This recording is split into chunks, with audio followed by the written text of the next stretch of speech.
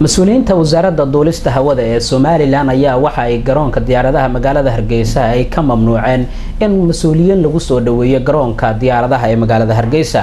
Wariyaheena Qadar Kaafi Muuse ayaa warbixintan inoo soo diray. Hoggaanka sare ee wasaaradda duulista hawada ee Soomaaliland oo shir jaraa'id ku qabtay gudaha madaarka Hargeysa ayaa ka soo saaray amaro la xiriira dhanka amniga garoonka diyaaradaha Somaliland. Bilowga shirkan jaraa'idba waxa ay sheegeen in laga bilaabo maanta aan gudaha madaarka lagu soo dhaweyn karin lagana hortagi karin madaxweynaha, gudoomiyaasha xisbiyada, xildhibaanada baarlamaanka iyo mas'uuliyiinta kaleba. Cumar Sheekh Maxamed Faarax oo wasiirka duulista hawada Somaliland oo weheliyo agaasimaha guud ee wasaaraddaasi Cumar Sayid ayaa sharaxaya ujeedada shirka jaraa'id. Inagoo dalahaan ku naal mandaqad xasaasiya oo ammaankeedu aanu fiicnayn haddana insha Allah waxaan ku guuleysanay qadarka Ilaahay in madaaradeennu si fiican ay u shaqeeyaan, hawlahoodii si fiican ay u wataan, amnigooduna uu noqdo qaar la isku halayn karayo.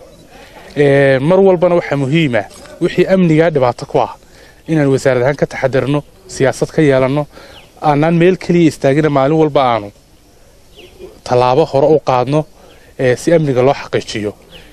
Amniga madaarada Soomaaliland waxa caqabad weyn ku ah oo weligoodna ku soo ahaa soo dhaweynaha faraha badan ee lagu dhex qabtay gudaha madaarka, iyadoo madaxweynaha jamhuuriyadda Soomaaliland madaarka markuu ka baxayna dhammaan dawladda iyo dadka soo dhaweynaya iyo salaantaba gudaha madaarka lagu bixin jiray.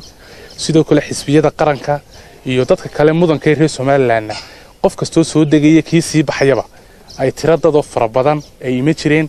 Arrinta runtii in badan baan wasaaradahan darsaynay, waan u koorgalay, waxaana la isku wada waafaqay wasaaradahan in arrintaas ay tahay arrin khatarteeda leh aan saacideynin hanaanka amniga ee airportada. Sidaa darteed waxaanu geynay proposal wasaaradda madaxtooyada ilaa madaxweynaha waa la niqaashay, waana la isku raacay in arrintaas ahayn arrin waaqac la jaan qaadi karta. Madaxweynuhu isagoo arrinta fulinaya ayuu socdaalkiisii uu ku tagay dalka Kuwait, salaantii iyo shirkii jaraa'idba madaxtooyada lagu qabtay. madaxweynaha iyo tiro yar baa noo yimid iyagoo VIP-da maray oo cidna ogeyn saasay ku baxeen, soo degistiina sidaas oo kale ahayd. Marka maanta ujeedada shirkaygan waxa weeye inaanu halkan ka iclaamino inaanu dhammaan soo dhaweynihii iyo shirarkii jaraa'idda madaarka Hargeysa gudaheeda lagu qaban jiray sababa amni aawadood aanu joojin. waxaa jira qolka VIP-da la dhaho oo halkan ku yaala oo markii hore lagu soo dhaweyn jiray 1 milyan oo qof soo raaci jiray, intaasoo bas soo raaci jirtay, intaasoo durbaana baa soo raaci jirtay. Capability-ga ama awoodda and everybody and everyone qof kastoo la socdo madaxweyne inaan ku baadho oo la adu ku malahayd maxaad seetaa maxaa kula socdaa. Capability-gaas aad buu haddii ciidamada Somaliland oo la geliyo maalin bay ku qaadanaysaa, way jiidanayaan.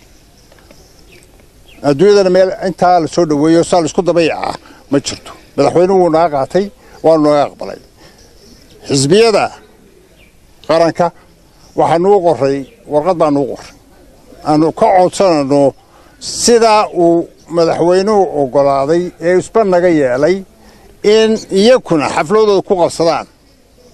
waa kulmiye, waa ucid, waa wadani, saddexda xisbi qaran in ay xafladooda iyo soo dhaweyntooda ku qabsadaan xarumahooda. Kaliya mas'uuliyiinta wasaaradda duulista hawadu waxay shirkooda jaraa'id ku soo ururiyeen ilaalinta madaarada lamana garan karo ilaa hadda sababta keentay waqtigani amaradaasi. Qadar Kaafi Somali Cable, Hargeysa.